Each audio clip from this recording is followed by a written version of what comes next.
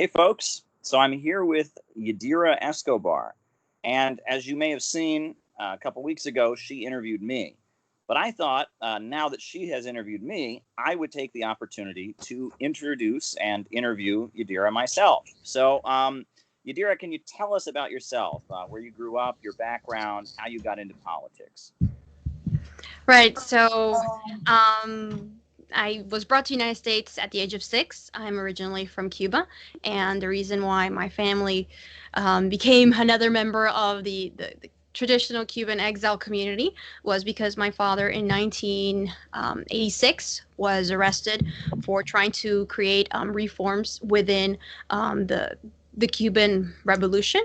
I have sometimes said, because it's kind of hard to understand, to try to like classify his clandestine groups ideological definition. I've said, I don't know, something within the national Bolshevikism, reformism. I honestly can't really say because there's just always so many nuances. But the point was that he organized. It was structured in individual secret cells, and he wanted to just kind of like reform the system so that people individually would have the right to start a business, because by then he had recently married my mother, and he lived in a very important avenue in Camagüey, and so he thought, I want to reform the system. It's kind of asphyxiating here.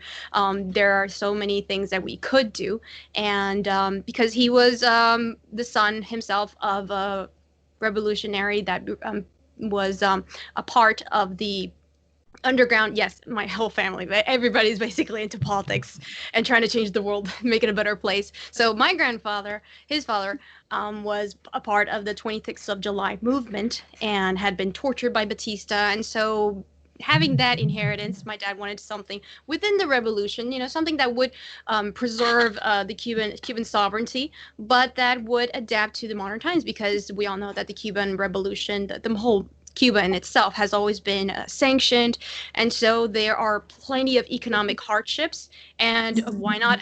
He also wanted political reforms as well, and so we had that problematic experience in Cuba. Then once we came to Miami, for many years, I just grew up listening to the standard hardline. Let's say editorial opinion that we have down here, where you're expected to, if you actually want to proceed and advance in any of these political country clubs, let's say, you have to have, it's mandatory, a hard line position with regards to Cuba. It's a dictatorship and all that, even though the Cuban exiles come from many ideological standpoints. I mean, I've met exiles that are communists themselves. And so while there is great diversity, and it's the reason why the Cuban community here has never had like a real strong, clearly defined leader, and they've always had factions. The hard line really is the one that controls the media and the talk show radios. So they are the predominant voice down here, and so after a while, skipping all like personal stuff. I'm an artist. I do edits. I do translations as well. I've written a book. I do portraits. In case you're ever interested, Caleb, in having a Soviet style portrait with the new haircut, of course. So the point is, in 2008, right when my grandfather was terminally ill, he was about to die. We just thought, you know what? Let's forget about our past few years. We had come here thinking we're never going to go back to Cuba, but family is above politics. And this is actually like the main ingredient. Why is it that my political positions, my public activism and solution, everything that I propose for Cuba and for most conflicts, it's one of let's sit down and talk. And so in 2008, my dad and I returned. By then, Raul was in power. And one of the first things that shocked me was that Cuba wasn't what I had been told by the community. No, it was a different picture. It was very nuanced. It was a totally different thing, and I became very much aware of the consequences, the real life economic consequences of the embargo. And I got a chance to meet my grandfather from the 26th of July movement. And when I came back, I just thought, things need to change. We can't have a neighbor 90 miles from here that we refuse to have relations with them, but at the same time we do, because it's a toxic one. And so we have all these massive government programs designed to topple the Cuban state. And so it's a really bad, nasty relationship. And so then we reopened my dad's former political group, Grupo Caimán. And the instant I uploaded a video to YouTube, within a week of me recognizing, I was pretty right wing back then, but recognizing that we needed to change things, that we needed to adopt a new type of approach to Cuba. We need to engage Cuba, not sanction, punish them, and isolate them at the same time. And within a week, the video was picked up by a local channel, and they instantly started labeling me an infiltrated agent. That tells you that we have a serious problem. So after years, the more I got into the subject and actually studied the Cuban history by myself, the more I got into it and educated myself, because I'm also homeschooled, so I have the good habit of approaching things by my own way. I kind of just shed a few dogmas that I had inevitably inherited, not just from my own family's personal history, but also the community. The things that you unconsciously start picking up. Let me slow you down here, just to be clear. Yeah. Just to be clear. So your father fled from Cuba, after falling out with the government, right? Yeah, because he was a political prisoner. Right. So right, and suffered persecution. You grew up in Miami and such. And you simply wanted better relations with Cuba. And because of that, you were accused of being an agent and demonized and subject to a smear campaign, right? Yes. Is that what you're saying? I mean, that shows how ridiculously biased things are, right, against Cuba, wouldn't you say? I mean, that's pretty extreme. If anyone has credentials of not being an agent of Fidel Castro, it would be your family, right? I mean, yes, but I have heard pretty bizarre conspiracy theories out there, kind of like the movie with Angelina Jolie of Saul, saying that, putting into doubt even my dad's suffering in the Cuban prison, saying that maybe I was sent here with 6 years of age, but I'm a sleeper cell. I mean, they go to really extreme lengths to protect this ideological package that they refuse to let go, even though most of the community, as of now, and heck, most Americans as well, do, according to polls, do favor a different approach to Cuba. Let's engage them. Let's not punish or isolate them. Oh. Well, maybe it's true. Maybe at so 6 years of age, you had already been trained in like a guerrilla training program and came here as like a 6-year-old ninja to overthrow the government or something. Wow. Wow. I mean, it really shows you how extreme some of this politics is. But your real claim to fame, though, is the fact that you ran for Congress, I believe. So tell us about that. Right. So I wouldn't say fame. I would say that's when the Democratic Party also went after me, because the Democratic Party down here in South Florida isn't the one that you could find maybe in certain other more liberal cities. Here, the Democratic Party is very much afraid of the traditional hardline right-wing position. And now with the Venezuelans as well, they're more careful to always label Cuba and Venezuela as brutal, tyrannical dictatorships. And even if you're super liberal on certain positions, like maybe you're for abortion, legalized marijuana, criminal justice reform, you can have all that. That's permitted within the Democratic Party down here. But you have to have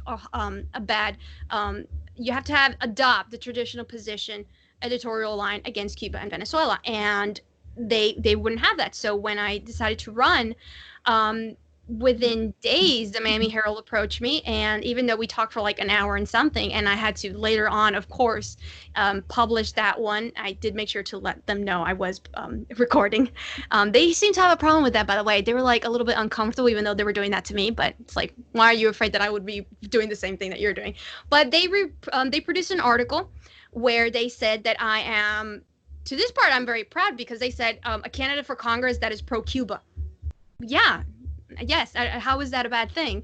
And then they said pro Fidel Castro, because I, on the when Fidel Castro died, I gave an interview and I made it clear. And since I am for dialogue and reconciliation, let bygones be bygones. Let's turn the page. Let's think of the future of those new generations that are not responsible here and there. They're not responsible for what happened more than half a century ago.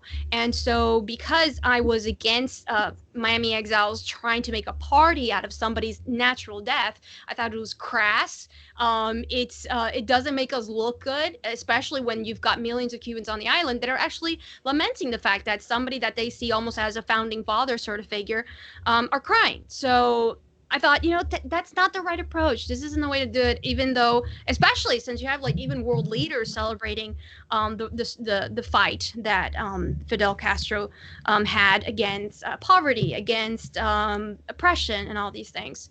So when I ran, after that Miami Herald article, a whole bunch of outlets just recycled it, and the Democratic Party went out of their way to publicly disown me and say that they were pretty tolerant, that they had a very big umbrella, but they just could not accept my position, even though it was just the same position that Obama had towards Cuba. So Obama can do it, but I can't. Even though I was born in Cuba, even though I'm a Cuban American, I can't have a position of engaging Cuba, but Obama can, right? So that it's just ridiculous, because Obama, for instance, he recognized that there was a good, strong literacy program within the early days of the revolution.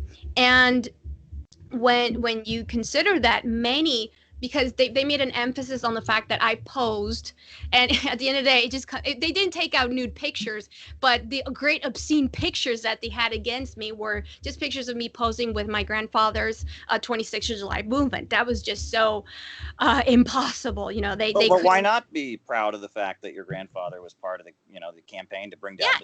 Especially since the 26th of July movement was absolved. It just disappeared in 1961. So I am not a member, because many people started saying, oh, but we can't allow that somebody of the 26th of July movement to go to Congress.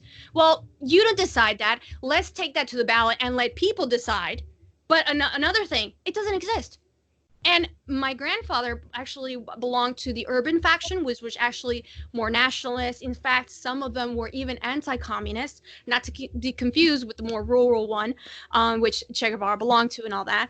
But many historical figures within the South Florida Cuban exile community belong to the 26th of July movement, just like Uber Matos. So they could do it, we can't. It's just absurd, and it's tragic that we're not allowed, it's not permissible for us to have a position that other communities can have.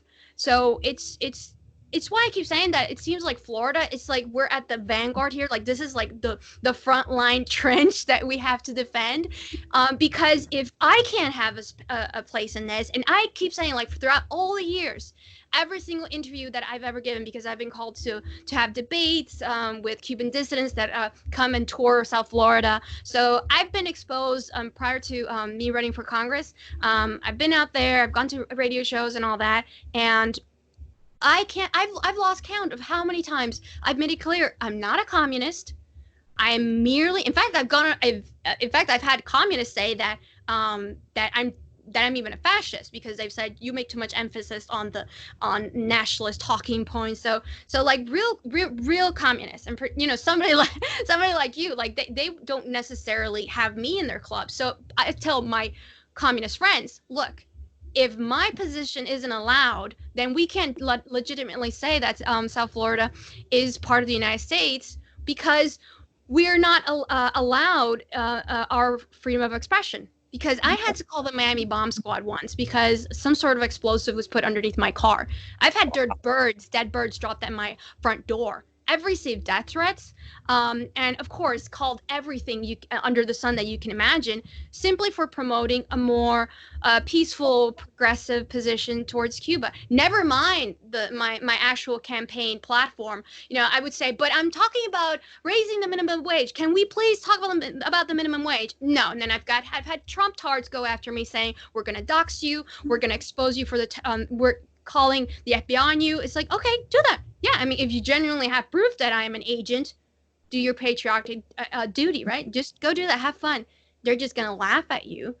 But yeah, clearly we have a lot of work to do in South Florida with regards to political tolerance. Well, what you're describing, the treatment you received at the hands of this, the forces that dominate this Miami Cuban exile community, it seems to fit a lot of what I'm aware of. I mean, there is an individual by the name of Luis Posada Carriles, I believe, Yes. and he's responsible for blowing The up former terrorist.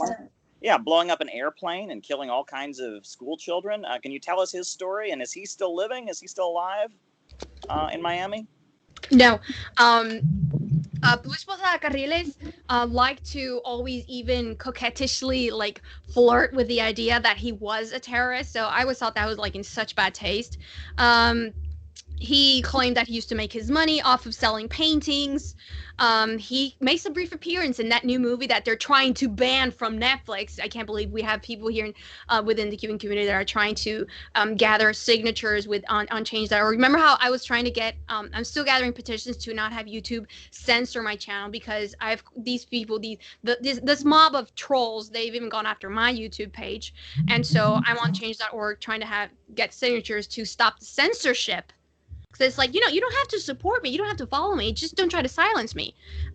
Because, for one thing, there aren't that many people saying what I say. So they're trying to gather petitions to take out of Netflix. I'm pretty sure Netflix is not going to even bother to listening to these people. To remove the WASP network. That it just reflects the whole, the spies that were down here trying to see what these Cuban terrorist groups were up to. And of course, they saved many lives, stopped, interrupted many terrorist attacks. And Luis Posada Carriles, sadly, was loved by the most radical right-wing faction here in South Florida. And he died. I once coincided with him on the highway, and I took a picture of him because he was driving by. And then I published it, and then, of course, they just said, oh, definitely you're following him, you're spying him. No, and then funny enough, he then had a car accident briefly before his death, like near my house. But the thing is, he's out of the picture. Yet sadly now we have a new wave of right-wing intolerant figures that are YouTubers, tell the viewers and who they're might kind not of be adopting. familiar. What? Tell the viewers who might not be familiar with his story, like what he's responsible for. Right. Luis Posada Carriles is basically like the boogeyman in Cuba. If you drive by Cuba, you will see billboards where he's got like little vampire fangs, because he and Orlando Bosch are considered to be the masterminds behind the terrorist attack that downed an airplane that was bringing home Cuban athletes, and these were innocent people. But they believed that through terrorist means that you could coerce, let's say, the revolutionary government into fleeing. And so they believed that taking away innocent civilian lives, they could bring about a regime change. And they blew up his airplane. Really did receive support from the CIA. He's like an embarrassment of the CIA. And I think the worst thing about his personal career is the fact, because I mean, you will have rotten apples everywhere, right? But the problem is that he was revered in certain circles, and he was well received here, especially like through that crowd that goes to the Versailles restaurant. But what I'm saying is that while that he was a member of the traditional generation of Cuban exiles, right? They were totally anti-Castro. But nowadays, even though from a biological point of view, we do have a new generation that is out there. Most Cubans were born and raised within the revolution. And even though some might be more neoliberal or whatever, most do recognize that they're more than happy to have free healthcare and free education. And so while they do want to have more economic freedoms, they do want to get rid of the embargo. And they naturally, if they registered to vote and were a little bit more active in local politics, they will. That's my hope. I'm hoping that they will be more and more engaged in the political scene down here and make a difference. In fact, in the last presidential election, 2016, Miami-Dade did not go to Donald Trump. But my point is that nowadays that that natural progression towards a more peaceful, more reasonable approach to the Cubans topic is being interrupted by a new wave of influencers, online YouTubers that are amassing a great following and are basically recycling every single talking point from the last century, and they get together with these senior citizens, and even though many of the senior citizens do not like them, and some are even paranoid enough to think that they're agents as well, because the paranoia does not stop. It goes on and on. But the reality is that there is still a very strong political willpower to leave things as they are, because it generates fortunes. Entire fortunes, family fortunes are made with this conflict. I mean, in this district, in District 25, the one I was, my opponent is Mario Diaz-Balart, or was. I'm no longer running because I didn't qualify to meet the signature or the money, because you have to pay to at least have the chance, the privilege to participate. So my opponent, he belongs to a family that is still feared within the Cuban community. I had people come up to me say, "Do not do that. Do not run against Mario Diaz Balart, because the Balart family were in power before the Cuban Revolution. His father murdered people. You might run into trouble." In fact, some of my friends have even said that the reason that they tried to speculate that maybe he pulled some strings and that he removed me from YouTube. So the reality is that there is still a state of fear within our community, and radio and TV Marti, their offices are centered here in this district. They practice nepotism, they have obscene salaries, and they are violating Cuban radio airspace. But the point is, they violate American laws because they transmit their radio frequencies down here in Florida. You can even listen to their station, which only transmits. It's not journalism. I'm fine with unbiased journalism, as long as it really is journalism. No, Radio Marti only transmits war propaganda against Cuba and anything that's socialist. And we're funding this station with our taxpayer dollars because it's publicly owned. And they even buy local TV time, through paid programming spaces. So they're helping to keep the community indoctrinated. And it is despicable. I've denounced it for many years, but no change is going on.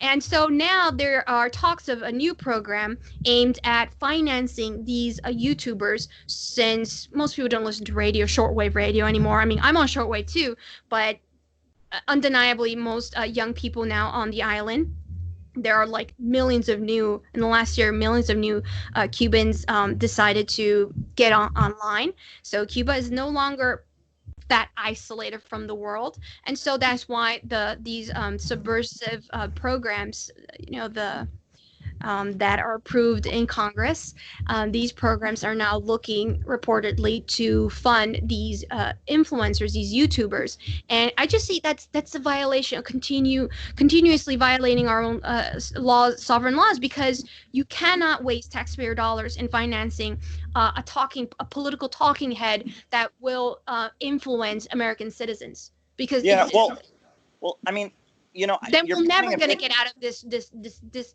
ghetto mentality. We'll you're never have a chance to really have a space where you have free thinkers, so that people can find their own political opinion, you're free painting of any propaganda, state propaganda in this case. you're painting a picture here of this Miami exile community that seems to have a lot of people that are tied to terrorist attacks in Cuba, that are tied to destabilization. And you're going as far as pointing out that not only are they involved in trying to destabilize Cuba and hurt innocent people and keep sanctions intact and such, but they're involved in meddling in our own politics here in the United States. Yes, they meddle in our elections, because Mario Diaz-Balart, as a politician, is continuously invited onto Radio Marti.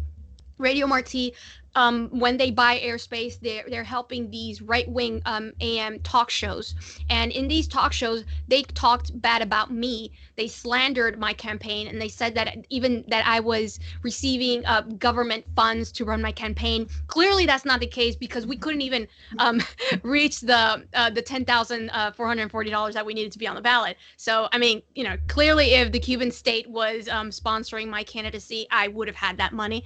But they don't care. They're meddling in our elections. So that's why I just find it so ridiculous when you hear that talking point about, oh, Russia interfered in our elections. But okay, not only do we, with our government, not only do we interfere in other people's elections, but our elections are not clean here within the South Florida community as well. So can we also see how these right-wing radicals are influencing our elections? Trump seems to do a lot to pander to the Miami crowd. He went down there. He's now a resident of Florida. Yeah. And had that rally, that was just full of every anti-Castro cliche ever, and the guy playing the violin and all this stuff. Oh, God, that was just so fake. And Trump wasn't even really trying to convince anybody. He was just trying to get a certain constituency to have his back. And it seems like this is the big divide within the American state right now. Is it seems like, there was that soft power Eastern establishment, Joe Biden, Barack Obama, that, they tend to favor soft power maneuvering against governments they don't like Cuba, like Libya, et cetera. Whereas it seems like there is this military industrial complex that is behind Donald Trump, right? That makes money from war and regime change operations. You can talk about Betsy DeVos, who's Trump's Secretary of Education. And they don't really care if the United States succeeds globally and carries out its goals. They care about making money. They've turned confrontations with different countries like Cuba, like Iran, into a racket to make money. And it's basically their cash cow. And it seems like that's what you're describing here in Cuba. That there's this faction that has turned hostility to Cuba, campaigns against Cuba, destabilizing Cuba into a way to just advance their own interests. And they're not really concerned even about the long-term foreign policy goals of the United States. Yeah, now that you mentioned that, the foreign policy, this time around, I feel that there is more public support. In fact, these influencers that I mentioned to you that have adopted the Posada Carriles line, they have, in the last couple of months, they've been trying to push for very absurd and anti decency. I mean, it goes against every single good position feeling we could ever have. They tried to do like a challenge to get Cuban families to not send any form of remittances, to not pay for recharge their families and friends phone services over there. It's a common practice done everywhere. But the point is, they are all supporting Donald Trump. And so this time around, I feel like there's like really big support for Donald Trump, and which is why I think that a couple months ago he pardoned from prison this woman who is Cuban, who was serving several years in prison because of Medicaid fraud, and she had stolen millions of dollars. And I'm pretty sure that was like a little nod to the community, like, because Trump kind of like operates in that way where he. Yeah, I have a feeling if I did that, he wouldn't pardon me. Yeah, exactly. It's like, and then of course the family, when she came out, when she was freed, you betcha she appeared with a MAGA hat, and so it's his way of saying, like, even if y'all are corrupt, I'm gonna still remember you because you are supporting me, right? And so I find that this very rabid base that is supporting Trump, isn't doing it for the right reasons. Because I do feel that there are positive things that you could draw from Trump, like the fact that, I would say, like, the only one right now that comes to my mind, the fact that he really didn't throw us into another regime change war, even though he probably wanted to. Like, it didn't happen.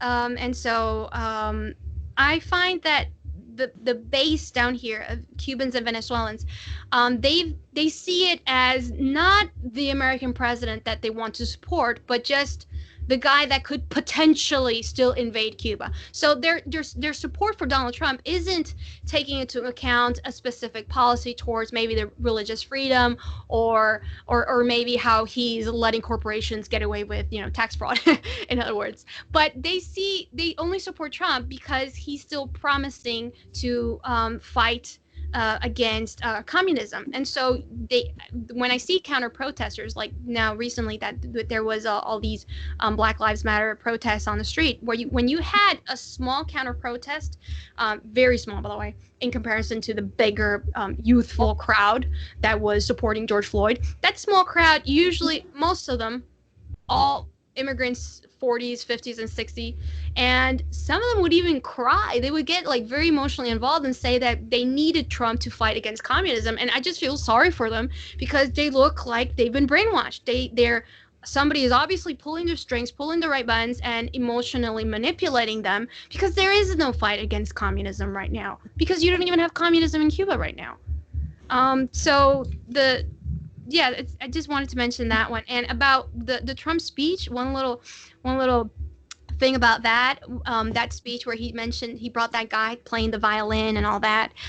It's funny how he mentioned a guy that I actually have proof. He mentioned a Cuban dissident, who is a total fraud. And this guy, when he was a while back, he came to Miami and debated me and lied in my face and for all of South Florida that was tuning in, saying that of course that I am an agent and all that. So I can see firsthand the type of element that Trump supports and is trying to say that, oh, these are the freedom fighters. But no, freedom fighter, nothing. Because this guy, the dissident that Trump in that speech celebrated, there are credible and accusations of him kidnapping his organization and him personally involved in the kidnapping of fellow dissidents because they have like turf wars and they're all scrambling to fight amongst themselves so that they can get the federal dollars that are coming in to do regime change wars. And so this guy, I even published a video of this guy while he was arrested on these charges of physically banging his own head personally. He's without a shirt, he bangs his head against the table and immediately, on a side note, I think if you don't value and don't love yourself, I can only expect how you treat others. And it is true that there are accusations that he's even beat people and his wives as well. But he then instantly blames the guards. So he is clearly there. We have evidence that the man is lying because they'll say, "Oh, the Cuban regime, they beat me up. They did this." But no, I have a video of you banging your head against a desk and you're accusing the guards. And this is the type of person that Trump says will free Cuba? No. We can do much better than that. It's pretty wild because Trump loves to, whip up hysteria about MS-13 and criminal activities among immigrants from Mexico, immigrants from Central America. But it seems like what you're telling me is that he is very closely tied in with a lot of organized criminal elements, terrorist elements in Miami. And that as much as Trump likes to claim that he's putting America first, these elements don't really have the interests of America at heart. They're just kind of trying to milk American taxpayer money and kind of mooch off of this old vendetta against Fidel Castro and others. Is that what you're telling me? Personal vendetta. Yes. It's like when I hear radicals, right-wing radicals here in South Florida say, take a sort of dark enjoyment with saying long live imperialism. It's like, no, you're getting that wrong. You're not supposed to be proud of imperialism. If you're a true American patriot, you will say that there is no imperialism, right? So you're adopting the leftist accusation that there is an imperialist America, and you're celebrating it. Because a lot of times, I always say that, I believe from an anthropological point of view, I believe that the vast majority of Cubans are leftist leaning, which is why some in the opposition on the island just demand, they usually use socialist talking points. Like we'll say, we want more food, we want more this, and then they say, so even the opposition. Trump. Even the opposition talks socialist. Yes, the Cuban opposition on the island and here, I would say that they're deeply politically confused because they want handouts. And Yeah. so then they say, they put on a MAGA hat and they say long live Trump, but it's like, no, you have to then support the Second Amendment. You have to be against Social Security. I don't want you cashing in on any government checks, all right? Because Yeah. they do. And so it, yes, political definitions are completely lost down here. There it's a chaos. It's a mess. Well, Yadira, thank you for giving us kind of an insight into what things are like, and a little corner of the country that many people are probably not familiar with. This has been quite interesting. And you, as somebody who is definitely not a communist or a Marxist, but just doesn't get along with these extremists, have given us quite an insight. So I thank you for coming on, and it's been a very, very interesting interview. I learned a lot in this past 30 minutes, so thank you very much. Awesome. Thank you, Kyle, for inviting me. And Sure I do actually like your live streams. Oh, thank you. Thank you very much.